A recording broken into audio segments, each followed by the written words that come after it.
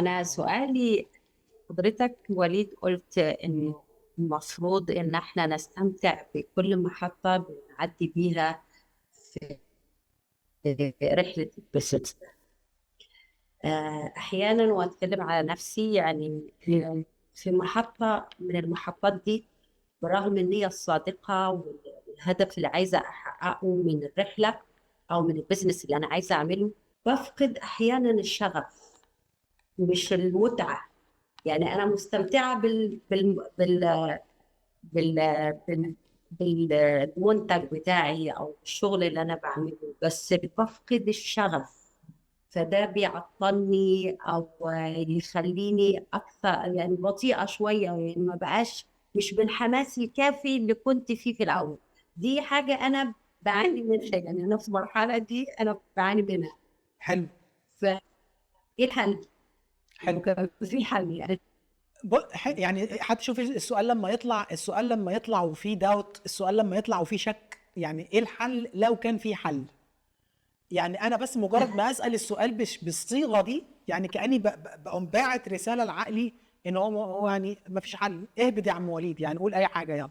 بس هو هو لا، لما هنيجي نفكر تاني ونرجع اللي احنا قلناه، والله العظيم والله العظيم والله العظيم ما في النهارده حد بيعاني من البشر، بيعاني في حياته على كوكب الارض الا وفي حل للمعاناه دي عند فئه تانية من البشر. ولازم الانسان اللي بيعاني ده ياخد القرار انه يمشي في الرحله اللي قلناها وهكذا عشان يبقى مش بيعاني. لكن طول ما هو في جهل في معاناه، طول ما في جهل في معاناه. طيب اللي انت بتقوليه ده ظاهره طبيعيه جدا جدا جدا عند يعني اغلب البشر اللي عايشين في الزمن بتاعنا ده، انه انا عارفه انا عايزه ايه و... وبحب اللي بعمله بس بيجي عليا اوقات بفقد الشغف، مش عايز اشتغل، مش عايز اعمل، مش عايز اخد الخطوات اللي المفروض اخدها. انا عارف ايه الصح اللي المفروض اعمله بس ما بعملوش. وهنا يمكن واحده من الحاجات اللي ربنا يمن علينا ان شاء الله، ويبقى بقى في الرحله الطويله بتاعه بزنس ماستري ان شاء الله للناس اللي مكمله، ان احنا نبقى بنتكلم على الجانب ده اللي هو البرفورمانس او الاداء بتاع البني ادم. انا كبني ادم زي اي حاجه تانية موجوده في الحياه ليها برفورمانس، ليها درجه اداء. فانا ادائي فين؟ ادائي 0 ولا 10 ولا 90 ولا 100 ولا كام بالظبط؟ والتردد بتاعه ده عامل ازاي يعني، وهكذا. فدي من ضمن الحاجات اللي ليها علم، طبعا ليها علم وليها اساتذه بيتكلموا فيها. وهنا حد هنت سريع على كتاب من اجمل الكتب لحد رحاله كرس حياته لانه يفجر اوت او يعرف اجابه السؤال ده، ازاي البني ادمين بيبقوا في مرحله هاي بيرفورمرز، بيبقوا في مرحله ادائهم عالي وسستيند. يعني ايه يعني ادائهم عالي ومستمر، مش زي عقرب بتاع البندول ده، ولا اسمه ايه البنادول ده، ولا مش عارف اللي شويه كده وشويه كده وبتاع. الشخص ده مين اسمه؟ ده اول شخص على فكره ادفع له $2000. ده اول شخص من زمان ادفع له $2000، اسمه براندون بيرشارد. والكتاب بتاعه اسمه The High Performance Habits. The High Performance Habits، العادات المسؤوله عن انه الناس تبقى عندهم هاي بيرفورمانس. وهو بيتكلم في الكتاب ده كله على 6 عادات. 6 عادات. هقول لك عشان ابقى بجاوبك على سؤالك كده في الوقت المتاح لينا، هقول لك على اول عادتين هم اللي بيجاوبوا من وجهة نظري على الحته اللي انت بتقوليها.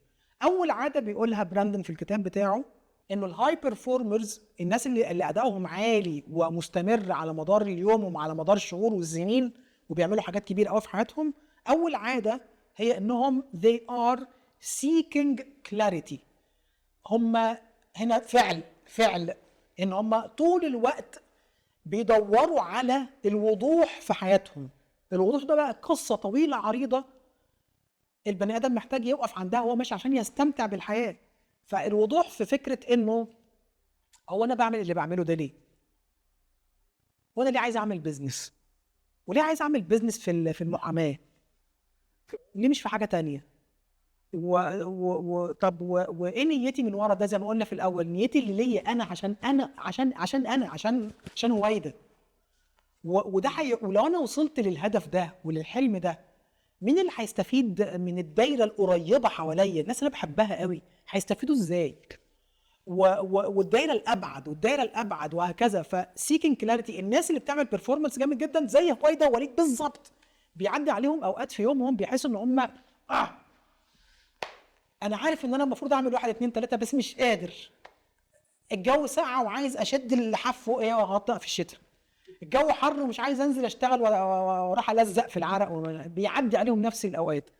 بس لما بتعدي الاوقات دي هم عندهم استمراريه في فكره انه يقف ويرجع تاني كلاريتي، يسال نفسه هو انا ليه هعمل اللي هعمله ده؟ وانا ليه هنزل اروح الجيم؟ انا مش عايز اروح الجيم. ماشي، اقعد مع نفسك كده يا عم وليد، مش هروح الجيم. ليه مش عايز تروح الجيم؟ طب هو انت اصلا اشتركت في الجيم ليه؟ كنت عايز تروح الجيم ليه؟ اصل كل ما بقف على الستيج بحس ان انا شكلي وحش قوي والكرش كده مش احلى حاجه. اوكي، يعني انت عايز تبقى شكلك سمارت احسن، عايز تبقى ادائك اعلى، طب مش عارف ايه. فابدا اكونكت نفسي، اوصل نفسي تاني بالهدف وبالنيه اللي كانت موجوده من الاول اللي بتحركني، فابدا اتحرك. واحد انه الناس اللي هم ادائهم عالي جدا في الحياه وبينجحوا بشكل استثنائي، هم طول الوقت عندهم الهابت، العاده دي، وبيعملوها مرات متكرره على مدار اليوم. they are actively seeking clarity. هم بشكل مستمر اكتف بيفضلوا يطمنوا على الواي بتاعتهم، وانا بعمل اللي بعمله ليه. ده واحد. الثانيه ان هم they raise necessity. they raise necessity. بيعلوا على البار عندهم، بيعلوا البار على كلمة ده ضروري يتعمل. فكرة انه ضروري يتعمل. فازاي دي؟ تاني هرجع اقول انا النهاردة وليد، انا في مكان هويدا، انا عايز النهاردة اطلع لايف، او عايز اعمل 5 ايام لايف، او عايز اعمل برنامج جديد اسمه بزنس ماستري. ده هيهلكني. انا عارف من البرامج اللي طلعتها قبل كده هياخد مني طاقة ووقت ومجهود وتحضير وتوصيل معلومة وأدوات اديها للناس هياخد مني مجهود كبير جدا. ليه ضروري أعمله دلوقتي؟ raise necessity. علي فكرة الضرورية والحتمية. ليه عايز تعمله دلوقتي؟ فأقعد بيني وبين نفسي ليه ضروري دلوقتي؟ أنا البيزنس بتاعي، أنا كوليد البيزنس بتاعي واقف عند سقف حلو الحمد لله بس مش عارف اعديه. فانا نفسي عايز اركز في البيزنس وفي المراحل ال5 واديها وقت من وقتي ومجهود عشان افصصها واعصرها واطبقها مع الناس اللي وانا بدربهم فعلي النسيسيتي. علي كلمه ضروري انه يتعمل دلوقتي، حتى وان كان ما عندكش شغف، حتى وان كان ما عندكش وقت، حتى وان كنت مش قادر.